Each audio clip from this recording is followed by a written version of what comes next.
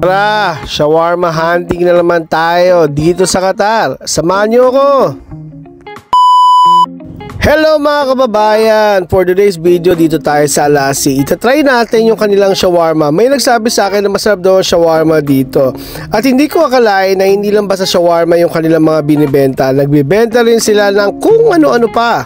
Meron silang mga binibentang ganito, yung tipong pang tsaa at saka yung tipong parang pang Arabic coffee.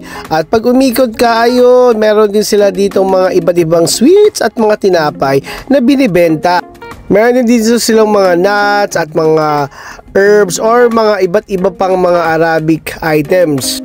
At syempre ang dinayo nga natin ang mahiwagang shawarma nila.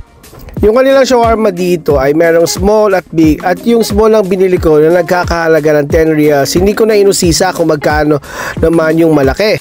Pero ito talaga yung Arabic na shawarma na merong pickles at syempre tahini at mga garlic pa. Oy, hindi ko alam kung bakit napupunta sa paa ko yung ating video. Pero meron din dito silang mga Arabic sweet o Iranian sweet yata yung mga tawag dyan na napakasarap. At eto namang makina na to ay isang tahini machine daw. Pero itong shawarma nila, ayun, medyo paubos na oy. At sa aking pag-iikot, meron silang mga ginagawang mga package o sabihin natin nakapakete ng mga sweets. Hindi nga masyadong maraming tao sa mga oras na ito, pero sabi nila marami daw mga bumibili dito ng mga Arabic.